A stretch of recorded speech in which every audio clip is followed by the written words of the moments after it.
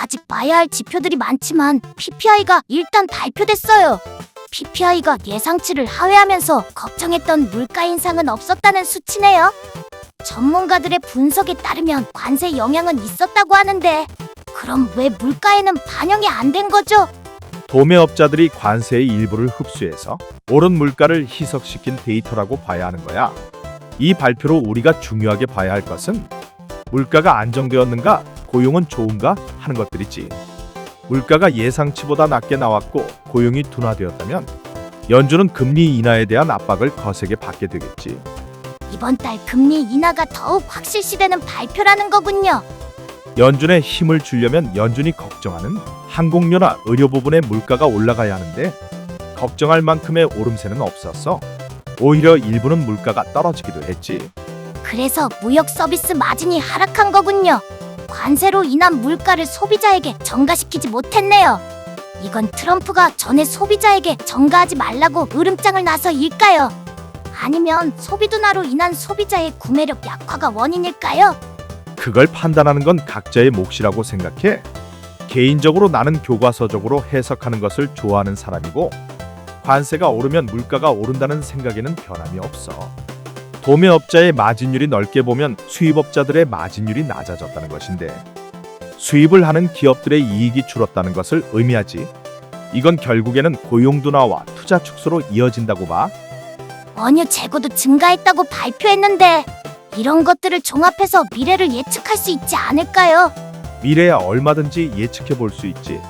맞느냐, 틀리느냐의 문제가 남아있지만 말이야. 원유 재고가 증가했다는 건 그만큼 안 팔렸다는 뜻으로 풀이되는 거 아니에요? 그렇게도 볼 수 있지만 일반적으로는 수요에서 찾기보다는 공급 측에서 원인을 찾는 경우가 많아. 쉽게 말해서 시장에서 원하는 것보다 더 많이 생산했다고 보통 해석하지. 그리고 이건 물가를 떨어뜨리는 압력으로 작용하기 쉬워. 고용이 둔화되고 있는 지표가 나오고 물가는 안정세에 들어가는 국면이고 금리를 인하하지 않을 이유를 연준이 찾기 힘들겠어요. 제가 봐도 인하를 안 할 수가 없을 것 같아요. 그러게 파월 입장이 곤란하게 된 것 같구나.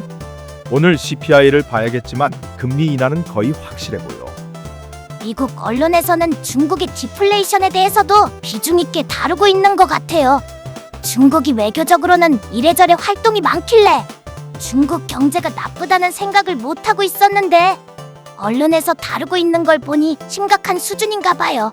중국의 데이터가 신뢰도가 낮아서 확신할 수는 없지만 중국 사정을 잘 알고 있는 전문가들의 기사를 보면 중국의 중산층이 무너지고 있다는 기사를 어렵지 않게 찾을 수 있어. 들었을 때 딱 드는 생각이 부익부 빈익빈이 떠오르는데 중국은 사회주의 국가잖아요. 사회주의 하면 다 같이 잘 살자 뭐 이런 거잖아요. 거기에 중산층이라는 것 자체가 넌센스예요. 또 사회주의 하면 배급제를 떠올리게 되는데 지금은 중국식 자본주의라고 하면서 배급을 하고 있지 않잖아요. 배급이 폐지된 순간부터 부익부 빈익빈은 확정된 미래 아닐까요? 그거야 결과를 가지고 말하는 거니까 지금은 반박할 수가 없겠지. 언제나 그랬듯이 뛰어난 누군가가 나타나서 새로운 시장경제 시스템을 만들어서 성공한다면 말이 달라지겠지만 말이야. 중국은 최근 행보를 보면 괜찮은 줄 알았는데 뭐가 안 좋은 거예요? 예전에 부동산 문제나 실업 문제가 점점 확산되고 있는 거예요.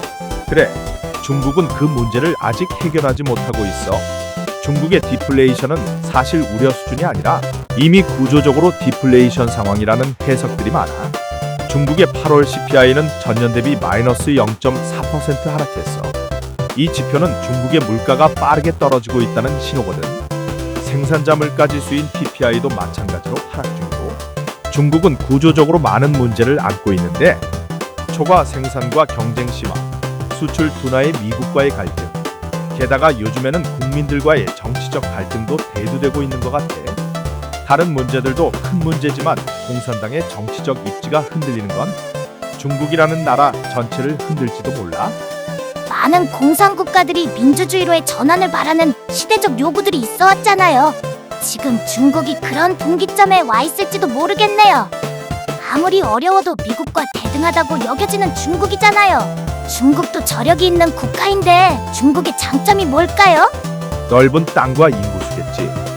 농담처럼 중국인이 우리 물건 100원에 하나씩만 사줘도 1,400억이라는 말도 있잖아. 세계의 많은 국가들이 중국 시장을 떠나기 싫어하는 가장 큰 이유지.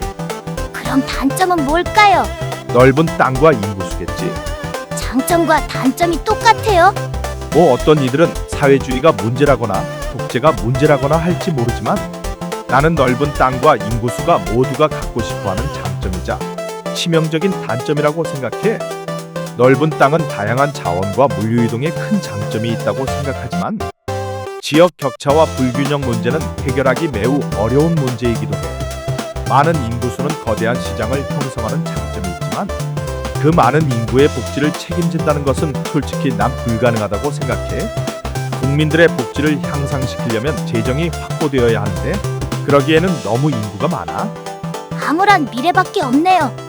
뭐 좋은 미래는 없어요. 금리 인하도 거의 확실해 보이는데. 없어. 거래대금은 14조, 원달러 환율은 1392원, 코스피는 어제 기록을 다시 한번 갱신해서 3344포인트에서 마감했다. 코스피 역사상 최고점에 도달했구나. 난 지금 우리나라 코스피 역사의 한복판에 서 있다. 감개무량하구나. 과거 코스피 차트를 보면 항상 고점 찍고 바닥을 향해 긴 항해를 시작하는 게 보이지만 그건 나중 일이고 오늘은 오늘을 즐기면 그만이다.